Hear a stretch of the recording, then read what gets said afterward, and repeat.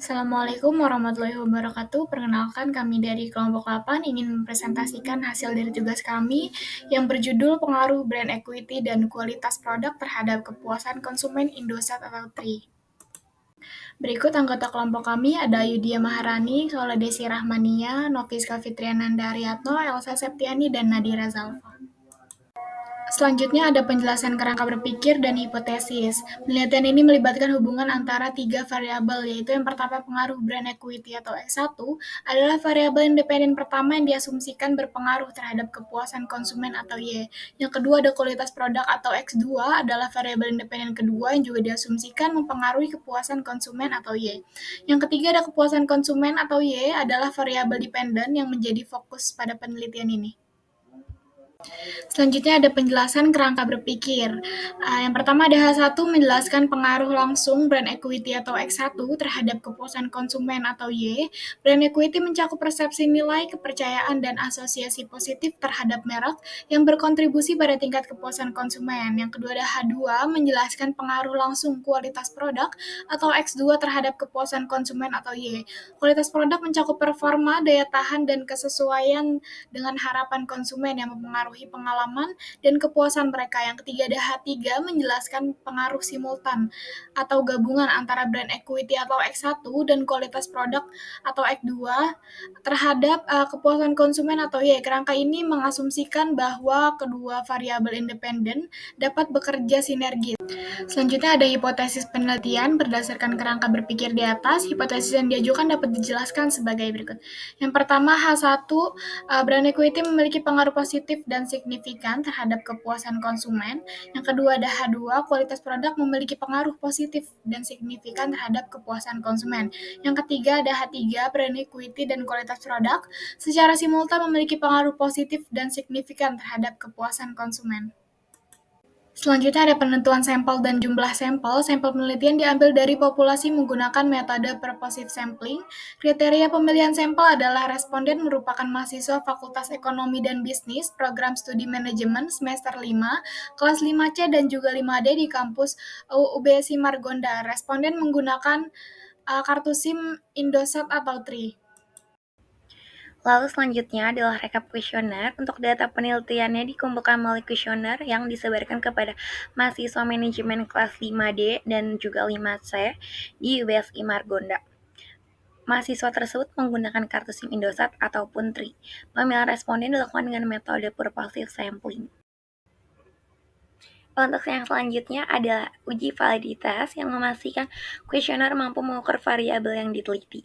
Hasilnya menunjukkan semua pernyataan valid dengan nilai korelasi lebih besar dari R-table pada tingkat signifikansi 0,05 untuk variabel brand equity dan juga untuk variabel kualitas produk. Dan yang terakhir itu ada variabel kepuasan konsumen. Lalu selanjutnya ada hasil dari reliabilitas. Untuk mendapatkan nilai Converge alpha yang dinyatakan reliable harus di atas 0,6. Berdasarkan hasil yang sudah diuji, brand equity-nya itu terdapat di 0,771, kualitas produknya itu 0,775, dan kepuasan konsumennya itu 0,77.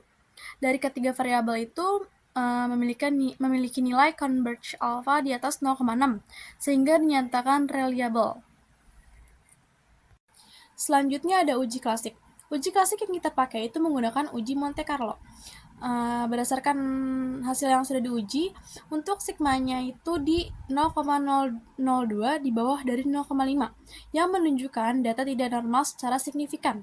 Lalu hasil dari Monte Carlo-nya sendiri itu ada di 0,138. Di sini kita akan mulai uji multikolinearitas.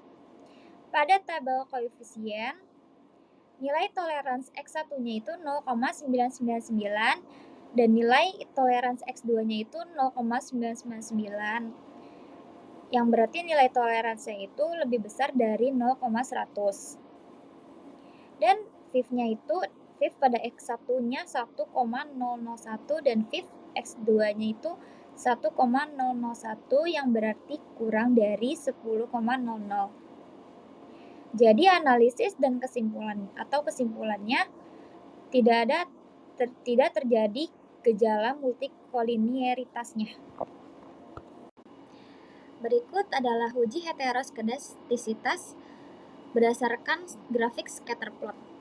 Di sini titiknya sudah menyebar dan nggak menumpuk, dan di sini sudah sesuai. Jadi analisisnya dikatakan valid karena pengaruh equity X1 dan kualitas X2 terhadap kepuasannya tidak ada pengaruh heteroskedastisitas.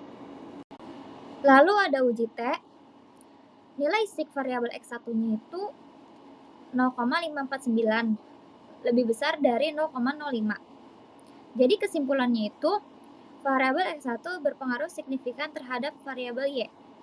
Lalu nilai sig variabel X2